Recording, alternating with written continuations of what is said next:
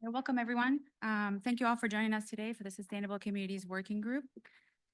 Before we begin, I'd like to pass it over to our interpreter who will provide an explanation on how to use interpretation devices or access interpretation online. Good afternoon. Announcement from the interpreter. To use the interpretation feature, please scroll to the bottom of the Zoom screen where the meeting controls are. Click on the interpretation icon world and select English as your language. If you are joining through the Zoom mobile app, cell phone, tablet, etc., please press the ellipsis, then interpretation, and then choose your language. Finally, click on Mute Original Audio to not hear the original Spanish flow in the background. Headsets are available for interpretation. If you're in the meeting room, please check out a headset from the receptionist in the lobby. Aviso por parte del intérprete. Para hacer uso del servicio de interpretación, favor de desplazarse a la parte inferior de la pantalla de Zoom, donde aparecen los controles. Haga clic en el icono de interpretación, globo terráqueo y seleccione Spanish, español. Si está utilizando la aplicación móvil de Zoom, celular, tableta, etc., presione los puntos suspensivos, luego interpretación y luego el idioma. Si no desea escuchar el audio original en inglés en el fondo, por favor seleccione Mute Original Audio, silenciar audio original. Contamos con auriculares disponibles para el servicio de interpretación. Si se encuentra en la sala de reunión, favor de pedir auriculares con la recepcionista en el vestíbulo. Gracias. Thank you. Thank you. I would now like to take a moment to acknowledge the land that we call home. The tribal nation of San Diego region has historically faced injustices. We acknowledge the harmony that exists between the land, nature, and its original people, who have since endured displacement, persecution, and systematic oppression. We pay our respects to the unceded territory of the homeland of the 18 tribal nations in our region, the most in any county in the United States. From our 4 cultural groups, and forgive me for mispronouncing any of these, Kumeyaay, Dia Gaone, the Loseño, the Cupiano, and the Kauai. This land has nourished, healed, protected, and embraced from many generations in the relationship, balance, and harmony. As members of the SANDAG community, we acknowledge this legacy. We aspire to learn from Indigenous traditional knowledge and experience in undoing the injustices of the past. Now please stand and join me for the Pledge of Allegiance.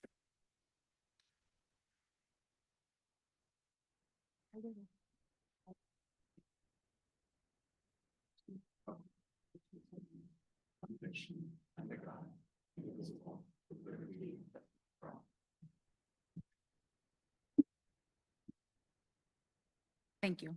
I would like now to ask our clerk to confirm we have quorum. We have quorum, Chair. Thank you. Now I would like to review the meeting process for both working group members as well as members of the public who wish to participate. For working group members, when you would like to speak, please raise your hand and I will call on you.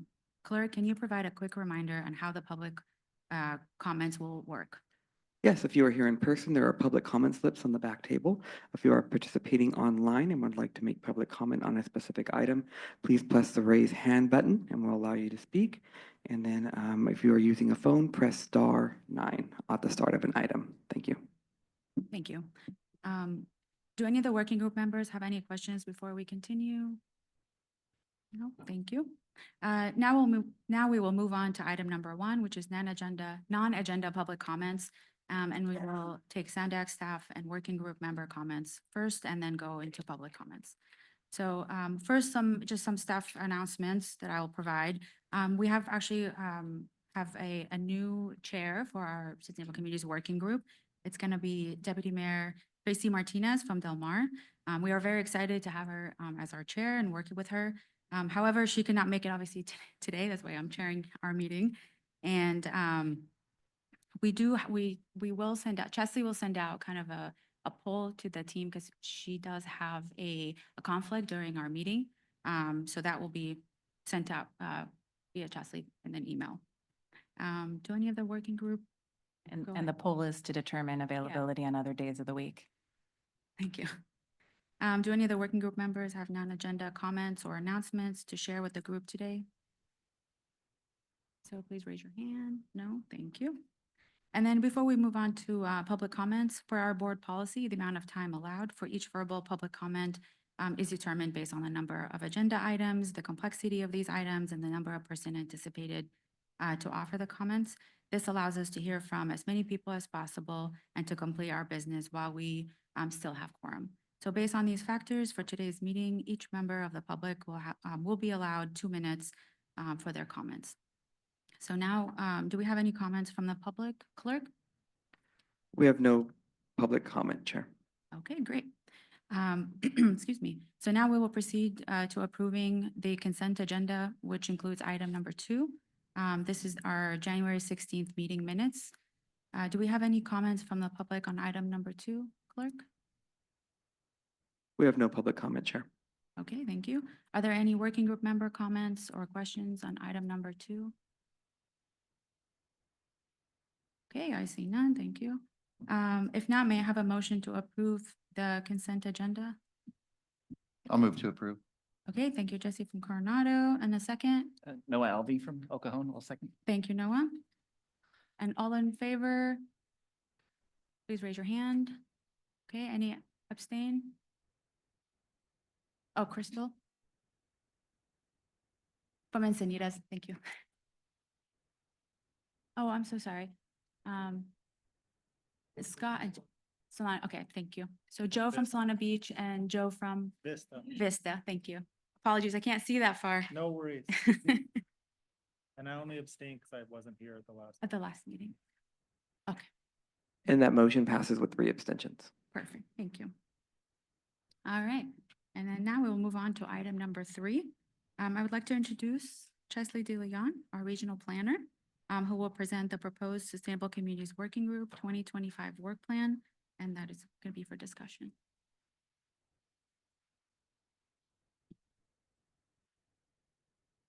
Thank you, Sarah, and good afternoon, everyone. I'm Chesley DeLeon. I'm a regional planner for the Sustainable Communities team, and I work alongside Sarah, your staff liaison, as the coordinator for the Sustainable Communities Working Group. And today I'm going to talk about this working group's draft work plan for this year, and we will have time at the end to discuss the draft work plan and additional topics that this group wants to hear throughout the year. Before I get into the work plan, I will touch base on the group's purpose, line of reporting, and responsibilities. Most of you should be familiar with this, and it's in the Sustainable Communities Working Group Charter, but this working group serves as a critical resource to carry out, promote, cross-agency coordination on the development and implementation of the Regional Plan and Sustainable Community Strategy, abbreviated as SCS. And this group provides recommendations to the Regional Planning Committee, which is a policy advisory committee, who in turn makes recommendations to our governing body, the Board of Directors. And the group's responsibilities include collaborating, coordinating, researching, and peer exchanging solutions to address regional issues related to land use, housing, habitat conservation, sustainability, climate resilience, and equity, identifying legislative and regulatory barriers and opportunities, implementing regional solutions that require cross-jurisdictional coordination, developing guidelines that will facilitate implementation of policies, programs, and solutions across the region, and promoting best practices and technical assistance that helps local jurisdictions align policies and programs with the regional plan and SES. And the Sustainable Community Working Group activities are identified through an annual work plan, which the draft 2025 work plan is item 3, attachment 2 of your agenda packet. And this work plan serves as a roadmap for working group tasks and activities that supports this working group's purpose and responsibilities. It's also a living document, so it can be amended as new initiatives emerge during the year. And as you will see in the work plan and on the following slides, there are 5 main categories with topics underneath each one to cover various items that are expected to come to this working group throughout the year. We have the regional plan at SES, which includes the implementation of the 2021 regional plan at SES, as well as the development of the 2025 regional plan in SES, including supporting outreach to member agencies and constituents when we release the draft plan in May. Under Housing, Land Use, and Safety, we have updates on our Housing Acceleration Program, or HAP, and our REAP 2.0 initiatives, the Regional Housing Needs Allocation, or RHNA, our Reconnecting Communities Study, which is a region-wide study funded by a Caltrans planning grant to understand where transportation infrastructure has created barriers and negative impacts on communities, Mobility Hub and transit-oriented development projects, and also next steps on regional safety planning since we completed our Regional Vision Zero action plan this past fall. Under legislation, we have both RHNA and SB 375 reform updates, and also to discuss federal and state legislation and coordinate on regional approaches to informing the legislative process, and coordinating and providing resources as available on implementing new relevant laws and regulations. Under Environment and Climate, we have our Environmental Mitigation Program and Regional Habitat Conservation, which we will hear more about later in Agenda Item 5. And we're also working on a cross-border climate resiliency plan and a regional climate action roadmap, which was presented to this group last meeting. And lastly, under grant programs, we have our continuing HAP and SCIP grants, and also our new grant program, the Flexible Fleets Pilot Grant Program, which we'll also hear more about in our next agenda item. So that is the draft work plan. Again, it's intended to be high level in order to bring a variety of items that fall within this working group's purpose and responsibilities. And since it's a draft, we want to hear your feedback on the topics already listed, but also what topics you would like to add to the work plan. Thank you. Perfect. Thank you, Chesley. Clerk, are there any member of the public that wish to speak on this item? We have no public comment, Chair. Thank you. And any comments from the working group members on this item? Oh, yes, please. Hi, go ahead. I'm Jared Chavez, City of La Mesa. I have a couple of comments on the work plan.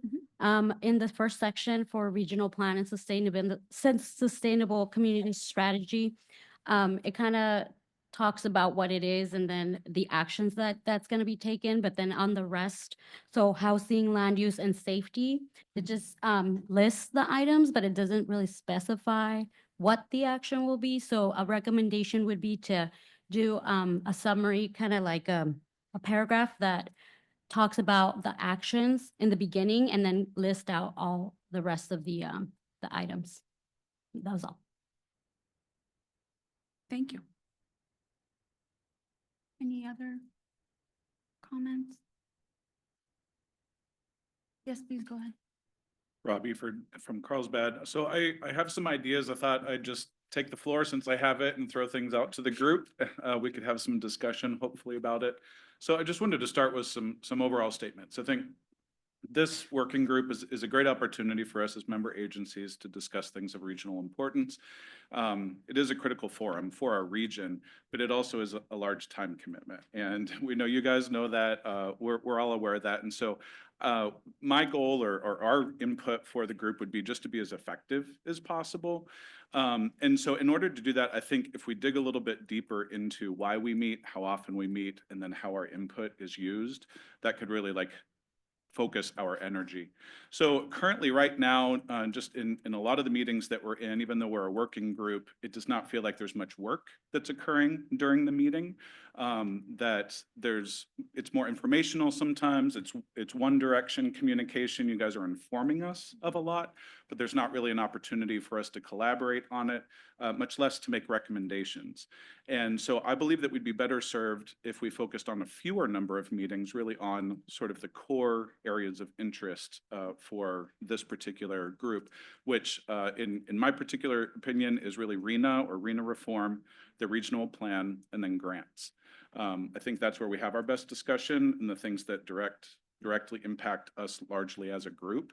I do want to acknowledge the efforts that SANDAG made this last year as it relates to the regional plan with having a lot of individual meetings. I think those were really effective and there was a lot that got done. But then we just need to think about the different levels of what's for the whole group and then what's in the individual meetings. And I also just want to commend you guys on the number of guides and toolboxes and assistant programs that you do. Those are all great too. We utilize them in different ways. So that's very valuable to us as member agencies, but I don't feel we necessarily need presentations on them, again, just to receive information and then, we go our separate ways. I know that there are some limitations as it relates to not being able to hold meetings virtually anymore. And Sarah was saying before the meeting that there's actually an informational packet that SANDAG has about why and why that applies to the working groups and how the board has dealt with that before. So I'd appreciate it if that could be recirculated just for us to be able to explain to our decision makers why we have to come in person, because that is a particular burden and time commitment, again, for those of us that are outlying jurisdictions. So if that can't be changed, just to have that at the ready if you already have it. But again, that would be helpful then if we could look at how often we meet, then that would reduce the time commitment in transit and our time in meetings as well. So I have some operational recommendations that I'll just throw out to the group for discussion. It's not about the charter and it's not about the work program specifically, but I would recommend that we prioritize items requiring collaboration and would result in recommendations to the Regional Planning Committee as our agenda items. And if we don't have those items, then we don't need to meet, and then we could defer to when we do. So to consider distribution of other informational materials in means other than during the meeting. And then also provide draft agenda to the Sustainable Communities Working Group ahead of time before finalizing. And so I did see that there's language in the draft work plan that talks about the work plan being able to be amended for new initiatives throughout the year. So whether it's amending the work plan or whether it's draft agendas so that we can make sure that the topics we're interested in talking about are able to be agendized, that would be something that we're not doing currently. So maybe a little bit of clarity from staff even of how that would work, the amendment of the work plan throughout the year. Thank you. Rob, your comments made me think of a couple of opportunities. I think one, for the board meetings, we present future agendas for them to approve. So perhaps we could have like an agenda look ahead that we provide that, looks a quarter ahead or something at items and have a discussion about those topics here at the group.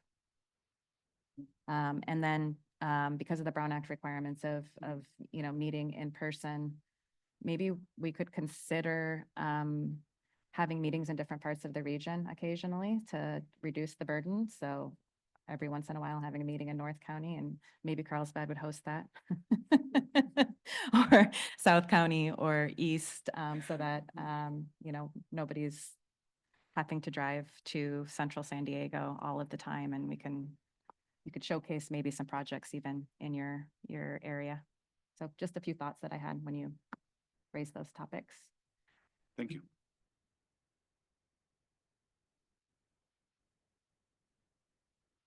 So just for clarity for the group, the issue with having virtual meetings is Brown Act related. I mean, I know you probably would need to check with legal counsel on this, but is there any way that items or agendas that are coming forward that aren't requiring a recommendation from this group still can't happen? No? Okay. No, believe me, we've looked at every opportunity. Okay, I'll just second then the both comments that have been made, looking at the work, this work plan Having some detail on what's going to be expected of the group. I think if there's anticipated votes that are going to need to be made, that would be helpful to include on this work plan. I imagine we'll be making a recommendation on the regional plan, but it's just not clear from the bullets that are here. But yeah, just additional detail on these items. I think I agree with Rob on the top three that we're always interested in are the regional plan, RENA, and grants. So a focus on that would be particularly helpful. Thank you. Anyone else?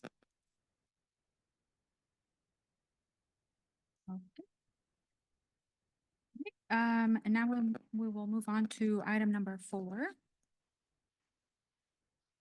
And I'd like to introduce Jenny Russo, Grants Program Manager, and Emily Doss, Associate Regional Planner, who will present an overview of the Flexible Fleets Pilot Grant Program and seek feedback on the draft call for projects.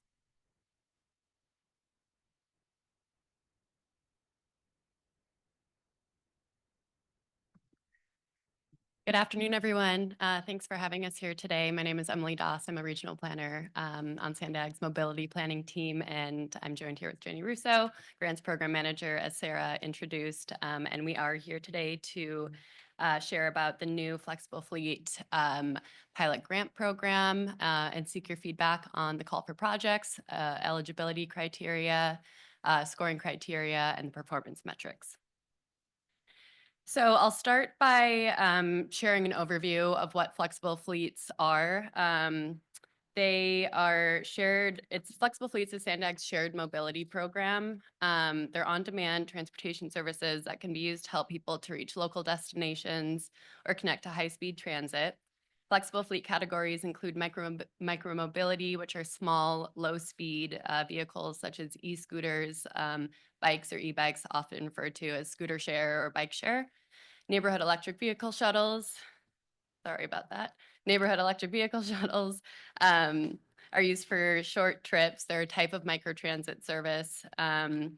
They typically operate on a fixed route or an on-demand route within a defined service area. Car share is a service that allows people to rent a car for a short period of time, often by the hour, think Zipcar. Rideshare is carpool, van pool, and pooled ride-hailing services such as Lyft shared or organized van pool. And microtransit are multi-passenger vehicles that can carry typically around 5 to 15 passengers, and they also provide rides within a defined service area. These services are typically reserved through a smartphone app, but there's often a call center option for booking as well. So just a quick rundown on SANDAG's experience with flexible fleet pilots. In partnership with local agencies and organizations, SANDAG has launched 2 pilots in Oceanside and Pacific Beach, and we're launching our 3rd pilot in southeastern San Diego this coming summer.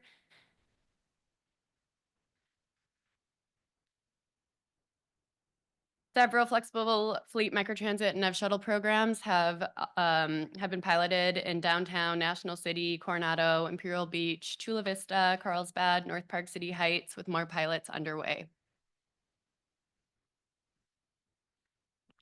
Moving into the grant program, just wanted to share our goals and objectives for this program with you all. The grant program is intended to fund projects that expand shared mobility travel choices, enhance transit connections, and reduce greenhouse gas emissions in vehicle miles traveled. The Flexible Fleet Grant Program will provide initial funding to seed projects that can serve as models for the region and sustain operations following the expiration of the grant. So in last year, we received feedback from several presentations on what is important for flexible fleets. Just in general, and how SANDAG should evaluate project proposals. We saw common themes around the need for financial sustainability, integration with transit, and we're hoping that these pilots will continue to influence travel behavior and help us meet our greenhouse gas emission reduction targets throughout the region. So now I'll pass it over to Jenny to cover the program eligibility and metrics. Thanks, Emily. So we heard feedback from our Flexible Fleets Task Force and our Mobility Working Group and have put together the draft call for projects. And there's components of it that are attached for you in your agenda item. Eligible applicants for the program would be local, state, federal, and tribal government agencies, along with transit districts and military institutions. In terms of eligible grant types, we really see, two different things. One would be the service operations, so the actual trips that are being provided either through the applicant or through a third-party contracted service provider. Or it would be capital, so things like purchasing vehicles, the software for scheduling, any supportive infrastructure, so signage, wayfinding, those types of things. So anything really to help support the actual delivery of the service. And so the sample eligible activities are kind of shown here on this slide that you can kind of see what we think it would fund. In terms of funding, so we have 4.5 million in federal RSTP funding that we would be giving out. This is a one-time allocation that our board has provided to us. So as of right now, it's just a one-time pilot, but that's subject to further discussion, obviously. And if our board wanted to continue to provide additional funding, they could. The maximum award amount for an applicant would be $1 million. And because it's federal funding, there is a required match of 11.47%. This needs to be non-federal, but it could be all sorts of things. And there'd also be typical federal provisions. So things like non-discrimination, Title VI program, and ADA accessibility, pretty typical things. We would have a workshop with folks so they know what those things are if you're not familiar with providing a service that's federally funded, to help everybody know in advance sort of what they would be signing up for and what would be expected of them. In terms of the timeline, so we've been going through our working groups over the last couple of months. Finishing up here today, and then tomorrow we will be taking the criteria and eligibility and the performance metrics to the Transportation Committee, looking for their first round of input. From there, we're going to take all of that feedback back that we have received and do some updates to the call for projects materials and the attachments that you've seen, and then bring that back to the Transportation Committee next month at their April meeting for them to consider recommending to move forward to the board of directors. If all of that goes through and the program is released, it would come out in sort of the end of April timeframe. It would open the standard 90-day application window that we have on all of our grant programs. So applications would be due in July, probably late July. And so between July and September, we would assemble our evaluation committee who would be going through, reading all of the applications and scoring, and helping determine that order of projects, similar to what you've seen on other programs. So in September, we would bring that list of projects back to the Transportation Committee and the Board of Directors for their recommendation for approval. And projects would probably enter grant agreements, we're thinking somewhere in the November timeframe, and then services could start right away, or if they need to wait, until January or so. They would begin, and then the anticipated timeframe these could last is up to 3 years. That's dependent on the applicant, how much funding that you receive, and how sort of your structure of your program is designed. So the evaluation criteria we've provided for you in attachment 1, it's pretty detailed. So hopefully you've all had a chance to take a look at that.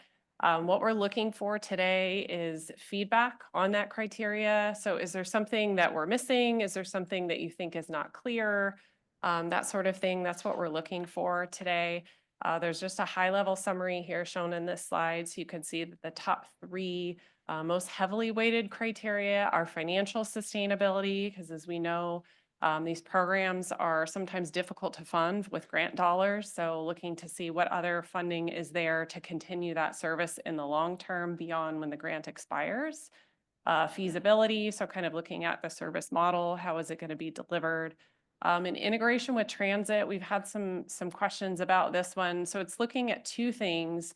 Either is the service including existing transit, so you're bringing people and helping with that connection to transit, or are you serving an area that there is no transit today, so a transit desert. So they're weighted equally, one isn't above the other, so we're trying to cover them both uniformly.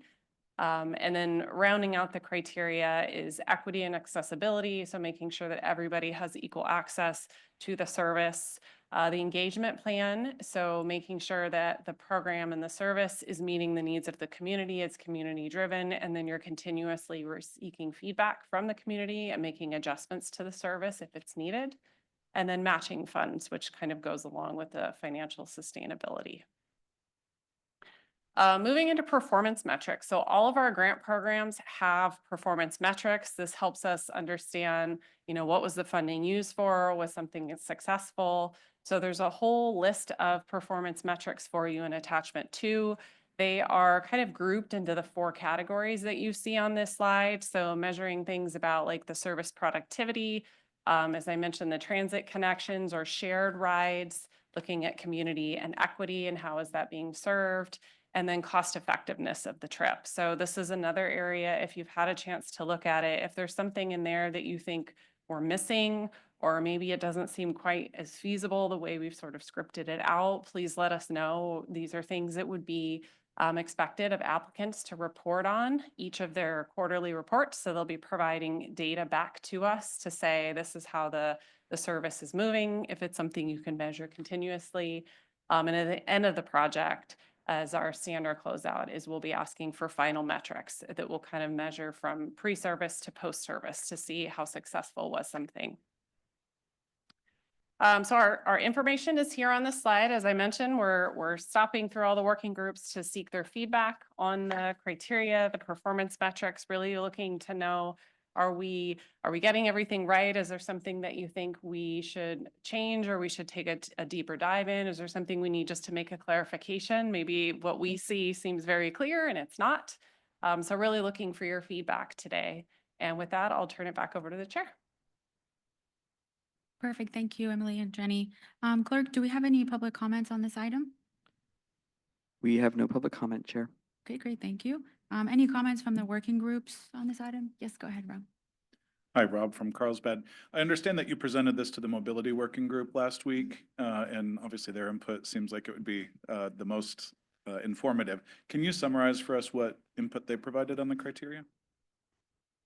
Yeah, absolutely. I actually have it pulled up right here in anticipation for this question potentially. And we have a slide that covers that feedback for the Transportation Committee tomorrow, actually. So.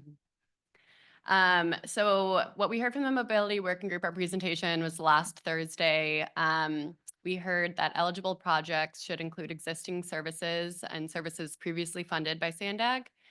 We heard a need for additional long-term funding, increase points for projects that provide services to transit deserts and rural areas, military bases, which is really just refining criteria number 2, the integration with transit criteria.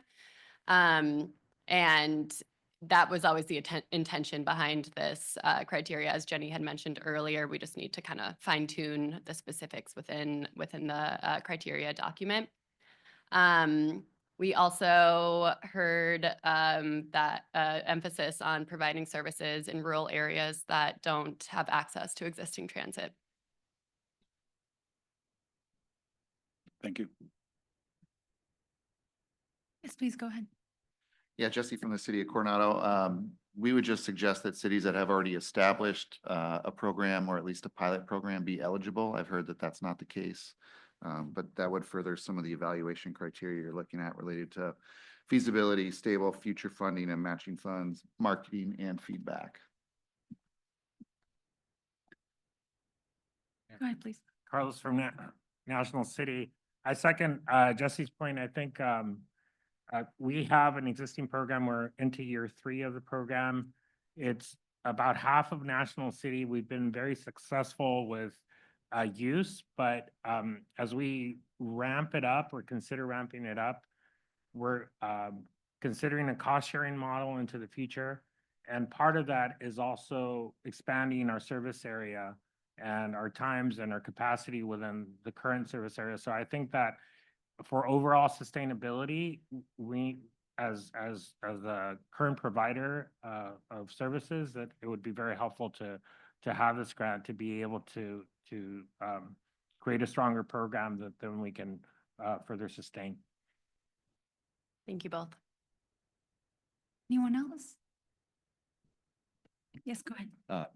Brent from MTS. So I'm automatically attracted to anything that mentions transit or transit connection. So the evaluation, you mentioned that you get points for if you have transit or if you don't have transit. But the criteria shows that an area that is not served by local or regional transit gets 5 points, but then right below it's the service area that does not include transit services gets 0 points. So I think that that should be looked at and clarified. And Yeah. it seems like I'd advocate that there should be bonus points if you do serve transit versus not providing connections to transit. And it seems like the definition for transit availability is pretty open. So I think most areas around the county would be served by it. Thank you. Yeah, that's not the first time we've heard that comment. So we're absolutely planning to refine that, the definition of the criteria, and appreciate you emphasizing that. Okay. Yes, please go ahead. Crystal from Encinitas. I just wanted to second the comments that the mobility working group mentioned in terms of, this is ironic coming from Encinitas because we don't currently have a program, but I certainly see the issue with continuity of service. I think that's the biggest concern that I have stepping into a mobility service is it would be fantastic to have a pilot, but how are we going to sustain it? And if it's only for 1 year, I don't even know if that's, honestly realistic to get into if it's just going to be unfunded in the following year. I think, it's pretty essential that there's some continuity for not only for the users, but also for the legitimacy of the service. I've heard of services, pilots, taking off and being really successful, and then communities being very frustrated that now it's gone. So I think there's a great interest in all of our communities for this type of service. It's a huge challenge. There's not enough funding for it. So just wanted to voice my additional opinion on those issues. And then secondly, feasibility, my concerns there with a city who hasn't had a program like this before. We're still in the stage where we're not even sure what type of program would be ideal for our community. So how can we get funding to determine what is optimal? Is it a NEV program, or is it more like a shuttle program? Those are things that without having some sort of a study, we don't know what's ideal, and would like to potentially have, some support in even determining that. And I recall vaguely, does SANDAG have, wasn't there an on-call opportunity to use already identified vendors to do this type of service? Yep, we do have an on-call bench of vendors right now. It's NEV shuttles, microtransit, and car share. And it's available as kind of like a piggyback contract for any jurisdictions or local agencies to use the terms of our contracts with them. Okay, so could you leverage that in your application? Absolutely. Okay. Okay, so if you what would be a scenario where a community is not sure what, exact type of system would work ideally, but that we want to run a pilot, we want to potentially use the on-call service? How would that look like? Yeah. So in 2022, we completed the Flexible Fleet Implementation Strategic Plan, and that report outlines several service areas throughout the region. Off the top of my head, I'm not sure that Encinitas is included in there, but I can get back to you. And what mode would fit best in these communities. So, I mean, it must be at least over 15 service areas in San Diego County. And in addition to that, our draft proposed 2025 regional plan network offers 36 NEV shuttle and microtransit zones that we have been working on as a part of our regional plan development, and that is available online. And I can have Chesley follow up with you with a link to that as well. So we've done the work on identifying microtransit and NEV shuttle zones throughout the region. Crystal, I would just add to that too, that the NEV shuttles have some restrictions on where they can operate. Right. And so depending upon where you want to operate, the types of trips that you, exactly, you may want to do microtransit. If it's really on slow streets in a really small defined area, then the NEV shuttles work great. But if you're looking at something with more broad coverage on major arterials, you probably want to go the microtransit route. Okay, thanks. And then my last comment is how the scoring rubric looks at partnerships. Because I think that an ideal system for our city, since we're a smaller city and we do have a transit operator in our city, perhaps a partnership with our local transit authority and or other cities that we might want to interconnect with. So just curious how, if that is looked at more favorably than non-partnered applications, or if it's neutral, or how that would work. I think it could certainly strengthen your application, because if you had an operator and you're not an operator as a partner, in terms of feasibility, you would rank higher, right? Because they have the experience to be able to implement something and guide you in that process. So I also think we're encouraging partnerships with like community organizations to help with outreach, to get the word out, because these services are only successful when people really know about them. And we've had a lot of success in partnering with community groups that, help to build up that ridership and awareness of the service. Thank you, appreciate it. Hi, Rob again from Carlsbad. So I want to piggyback off Crystal's comment there about partnership and just see, and I may have missed it here. We have experience with doing a local shuttle through the Carlsbad Good Ride system.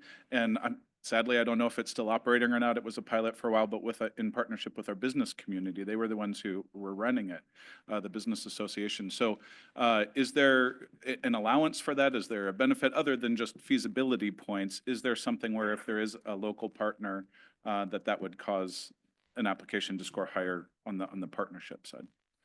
I think that a narrative explaining that partnership and the benefits of it, specifically for the program as a whole and the community and the riders of the service, explained within the engagement section of the application would be pretty beneficial. And we can outline that in the criteria a bit more specifically before we finalize the documents too.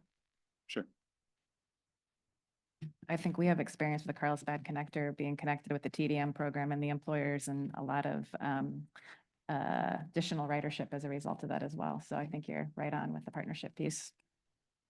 Yeah, so some additional guidance on that specifically with partnerships would be helpful. Okay. Thank you. Can I just make a comment on Crystal's concerns with regards to studying and looking at right sizing the services? We went through a process and we were actually funded, I think it was to SGIP, and we did a 10-minute neighborhood study. Very comprehensive study, but it gave us a heat maps of where people were actually walking to grocery stores, schools, etc. For all of our neighborhoods. And that gave us a great indicator as to where to focus our transportation services and what kind of transportation services to offer. And just a reminder, Smart Growth Incentive Program grant call for projects is out there right now. So there are a couple more weeks to get applications in, and this certainly would be something that you could submit.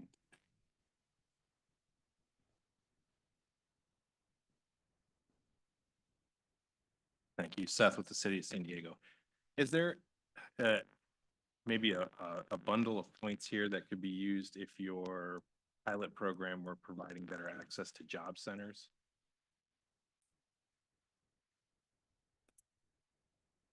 I don't think that's called out specifically, but we can absolutely work on adding that to one of the criteria, maybe equity and accessibility criteria. That would be a good call out there.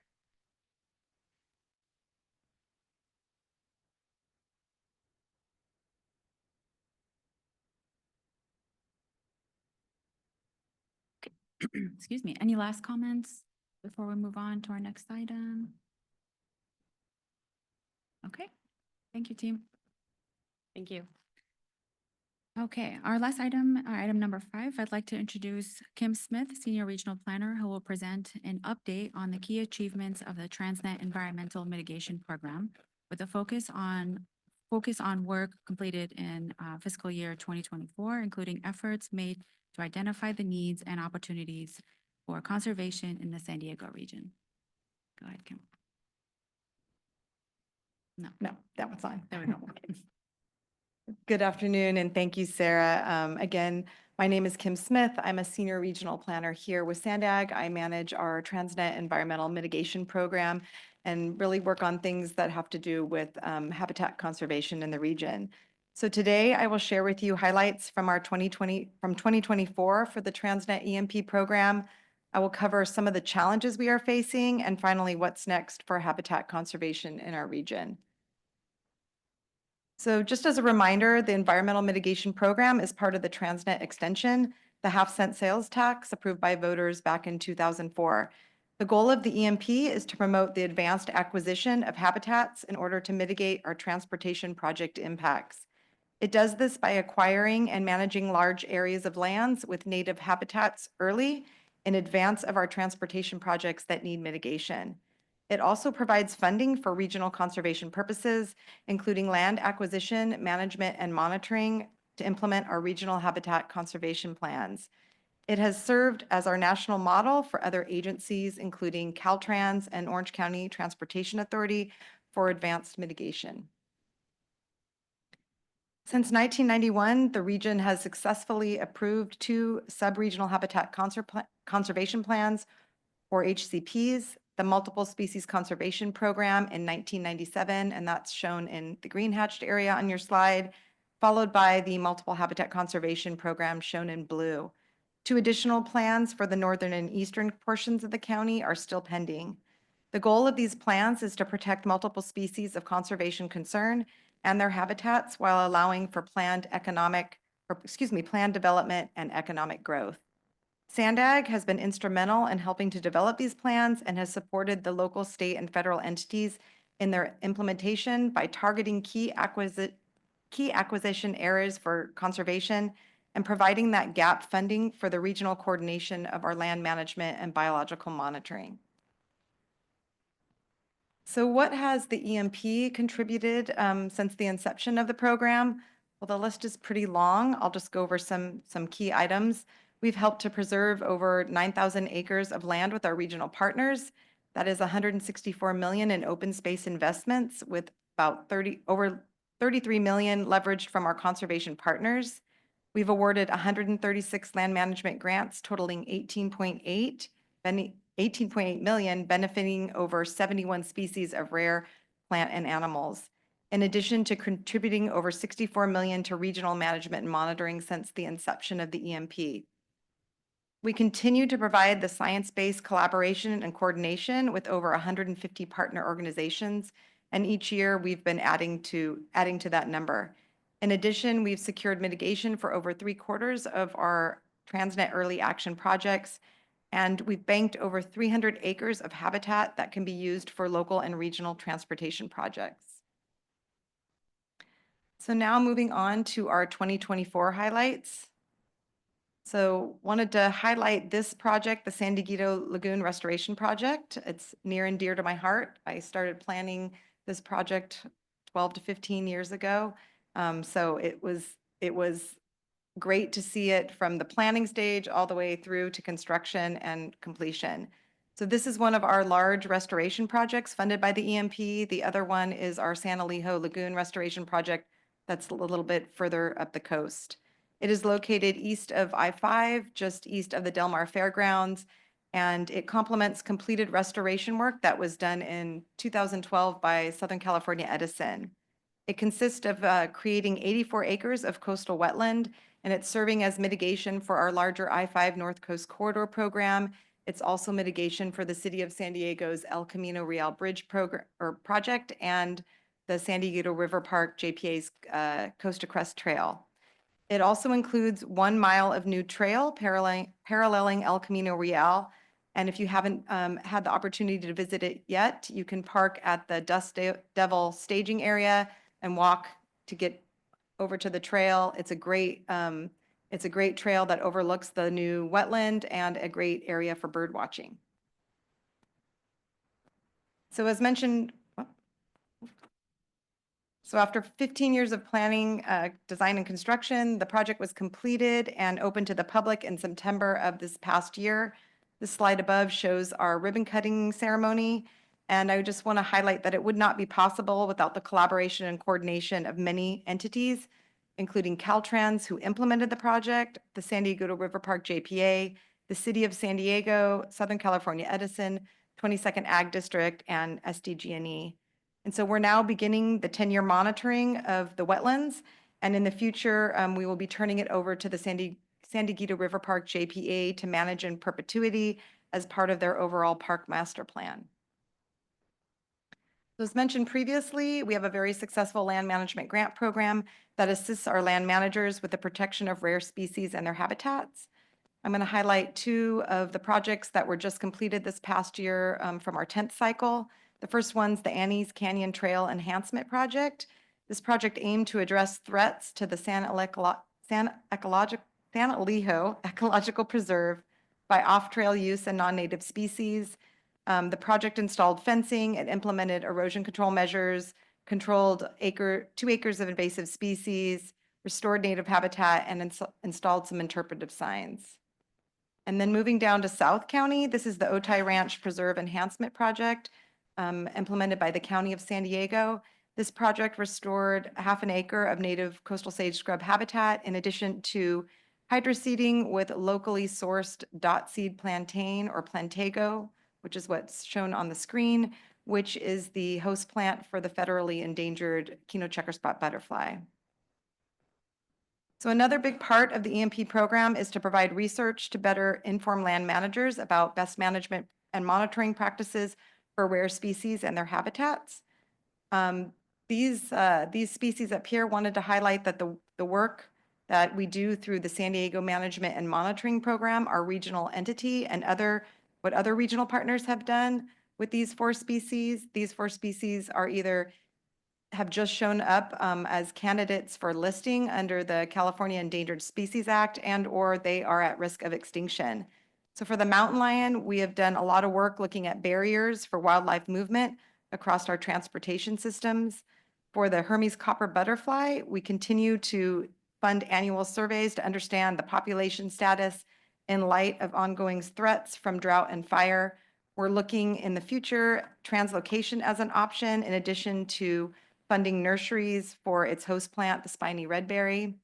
The San Diego Zoo Wildlife Alliance has led the way on conservation efforts for the burrowing owl, including projects that assist in the development of a regional monitoring plan, restoration of suitable habitat, and reintroductions of owls back onto conserved lands along the Rancho Humul Preserve in South County, and also they're beginning to look at translocation up in the Ramona Grasslands area. And then finally, our work with UC Missouri on the development of a pollinator monitoring plan, which will help support conservation efforts and monitoring of critical pollinators, including the Crotch's bumblebee. And then I wanted to include this slide because it doesn't happen very often, but last year during some of our rare plant discovery surveys, we actually found a new species of grass, the Baja oat grass, which was found up on conserved lands in Carlsbad. Over the past year, we've also been focusing our efforts to work with conservation stakeholders to implement the regional habitat conservation vision as identified in our 2021 regional plan. The vision is really simple. It's to protect, connect, and respect. The vision was included in the 2021 regional plan with near-term actions, including the completion of a regional habitat conservation assessment, which would identify the gaps in conservation efforts throughout the region and assess the opportunities to close those gaps. Last year, SANDAG was able to partner with the San Diego Natural History Museum to look at the state of biodiversity in the region and help identify those gaps and opportunities for conservation, implementing phase 1 of the Regional Habitat Conservation Assessment. We hosted a conservation summit at the Natural History Museum with over 200 attendees, which culminated in the final report, which is the San Diego Collaboration for Conservation Report. This report provides a high-level analysis of significant priorities and trends identified by our regional stakeholders in order to move conservation forward in the San Diego region. So I just highlighted a lot of the successes we've had in the region, the successes that the EMP program has provided, but I would be remiss if I didn't talk about some of the challenges that we have moving forward. So challenges for our EMP program itself. We are having some short-term cash flow issues.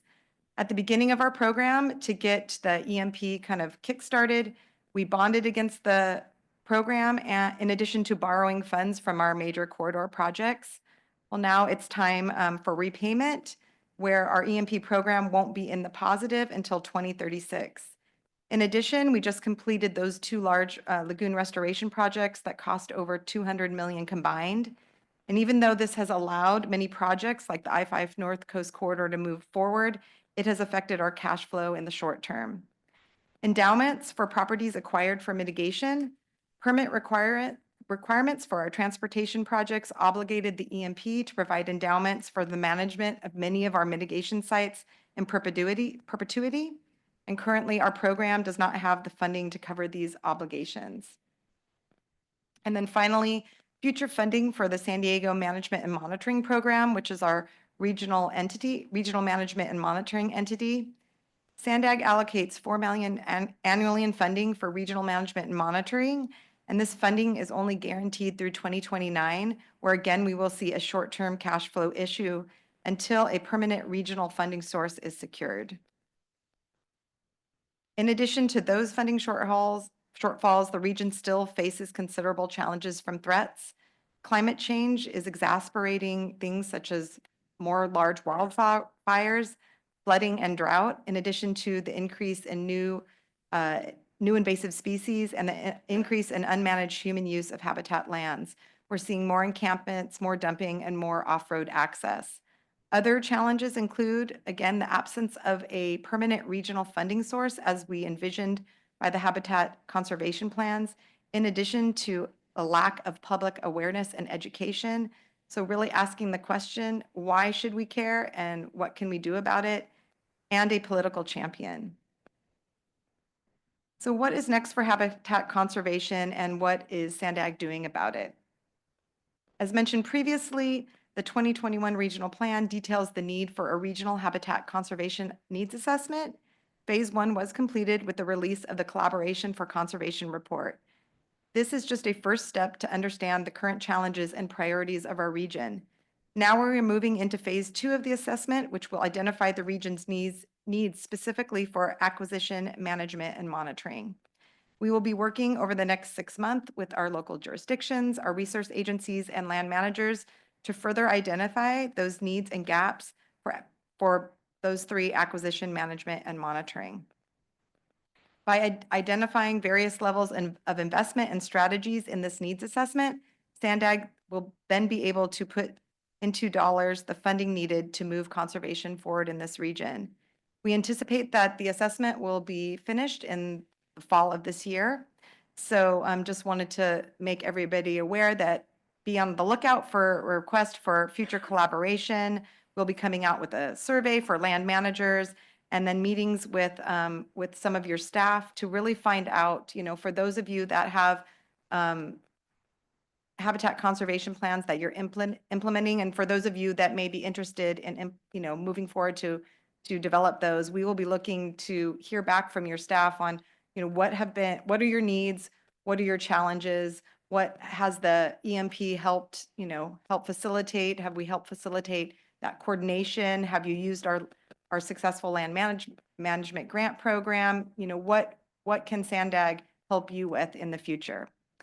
So that concludes my presentation today, and I'll turn it back over to Sarah if there are any questions. Thank you, Kim. Clerk, do we have any public comments on this item? We have no public comment, Chair. Thank you. Any comments from the working group members on this item?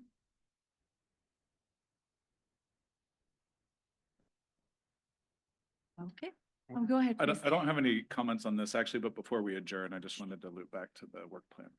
So Sure. Okay, well, thank you, Kim. I had a quick comment. You can go ahead. Yeah. Oh, I'm so sorry. Yes, go ahead. Just Carla. very quickly, from a standpoint of acquisitions, have other public jurisdictions that hold land that they may not need in the longer term, have you surveyed them to see if they're willing to donate instead of acquiring the land under SANDAG's jurisdiction? And also looked into land banking or tax credits of sorts or any other programs which would incentivize even private donors of land if that were the case? Oh, there we go. No, that's a great suggestion, but when we reach out to jurisdictions, those are some of the questions that we will definitely ask. Thank you. Okay, any last comments? I want to miss anyone. All right, thank you, Kim. Okay, before we move on to, I guess, item 6, before we adjourn, go ahead, Rob. Yeah, just wanted to clarify. So the next steps as stated in the staff report is that if needed, the work plan could be brought back for approval. So I just wanted to see, is that the plan? Would it come out before May? And then, so there will be an action for approval from this Correct. group? Yeah, we'll revise it based on the comments today, and then we'll bring back another draft. Do you anticipate that not until May, or would it come out sooner than that, do you think? Our next meeting is in probably till May, yeah. Okay. Yeah. Thank you. Of course. Any last comments? No? Okay.